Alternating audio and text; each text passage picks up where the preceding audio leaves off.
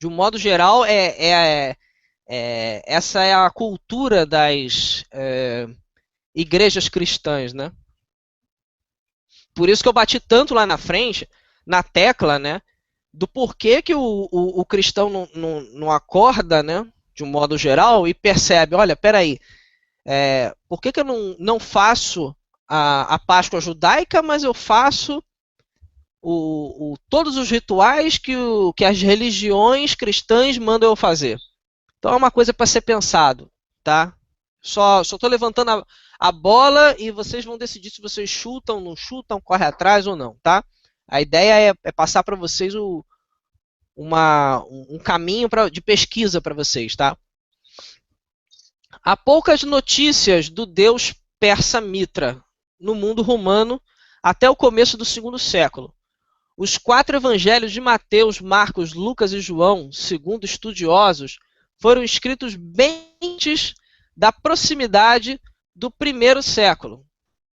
Todos foram unidos anos mais tarde, formando a Bíblia. Por que eu escrevi isso daqui? Porque o ritual de Mitra, ele está semelhante, mas a gente só consegue encontrar dados sobre ele do segundo século em diante. Agora, as cartas, o Novo Testamento, a Páscoa judaica, entendeu? São coisas muito mais antigas. Tá? Então não é para ninguém ficar achando que, então a ceia da Páscoa judaica ela é de Mitra. Não, não é. Não é. Se você for procurar dados históricos, eu até agora não sei como foi que começou o mitraísmo. Eu não consegui entender qual é a ligação histórica que tem com o passado mais remoto, porque eu não consigo achar nada mais remoto. Eu encontro o início da ideia do mitraísmo, mas eu não consigo fazer ligação com o passado remoto. Para mim, eu não consegui ainda, tá?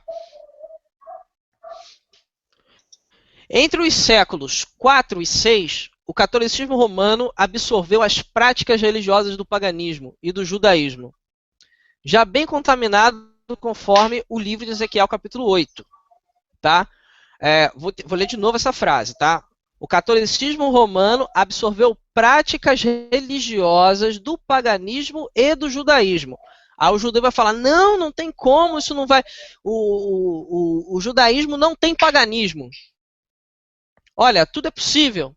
Se você ler Ezequiel capítulo 8, onde o próprio Deus diz que tinha paganismo dentro do templo.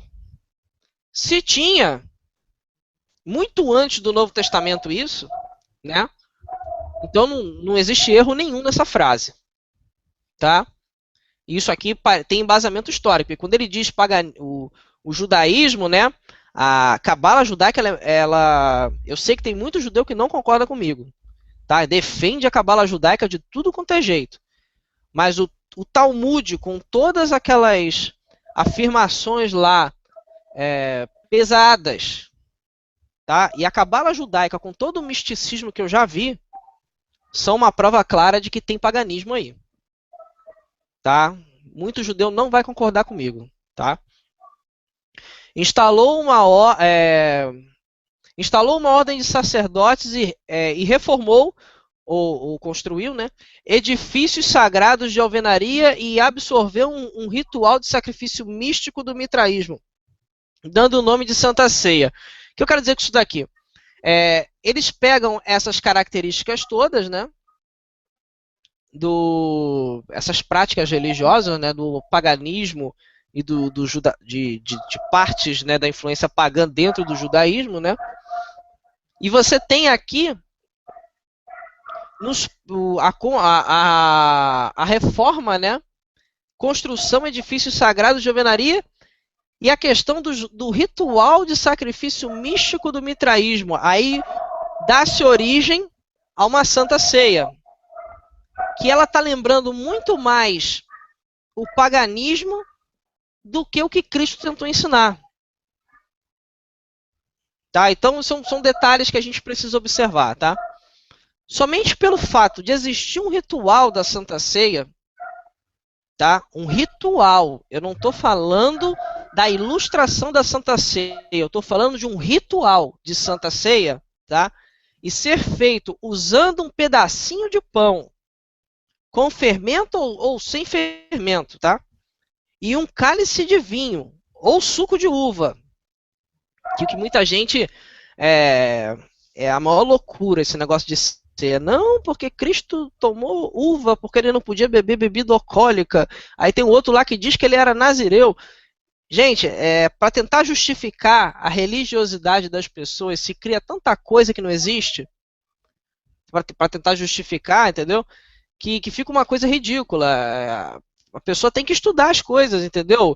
O vinho, ele não tinha nada de pecaminoso em Israel.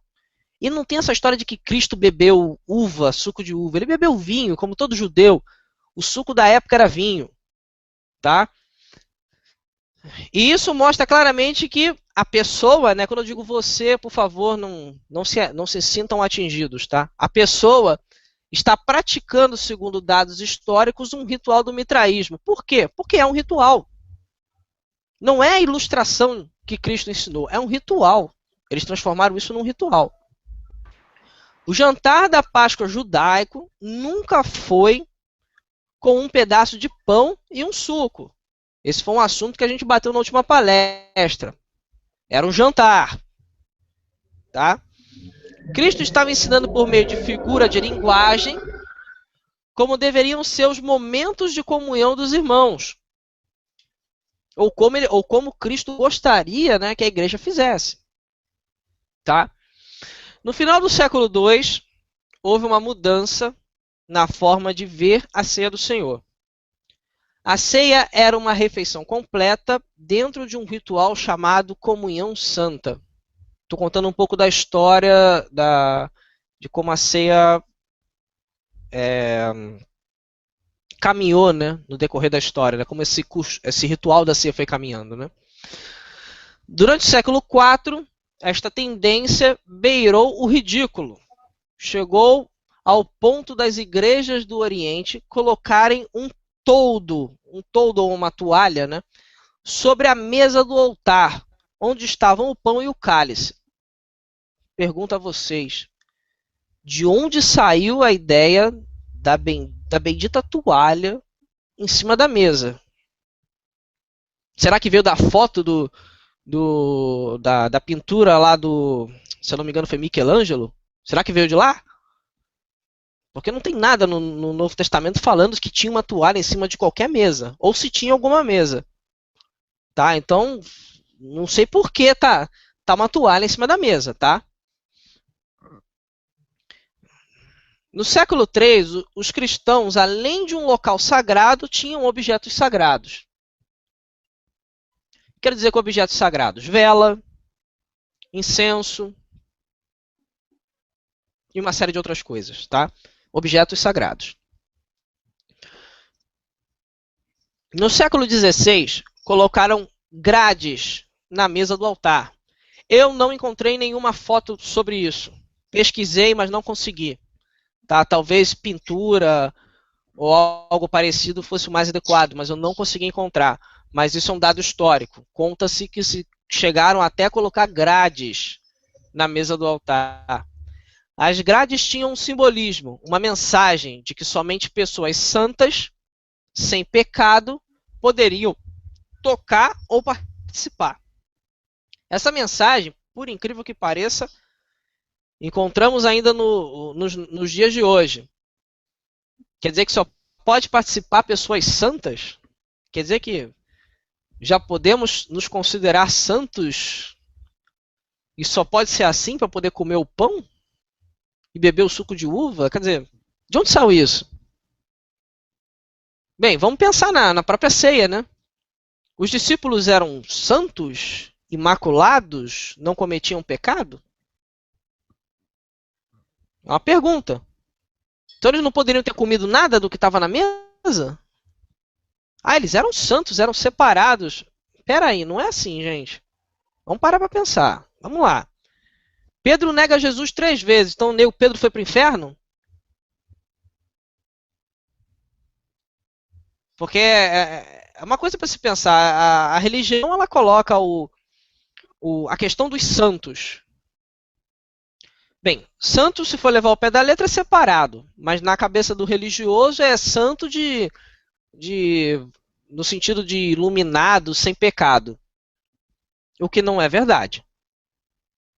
Todos somos pecadores. Então, que história é essa de você não poder comer o pão se você não tiver, se você não for uma pessoa santa? De onde saiu isso, tá? Dessa forma, os cristãos do século II e III começaram a assimilar os pensamentos mágicos característicos dos pagãos. Por que pensamento mágico? É a forma de pensar sobre determinada coisa que torna aquele ritual mágico ou não. Como é que eu crio uma fórmula mágica? A gente já estudou sobre isso. Como que se cria uma fórmula mágica?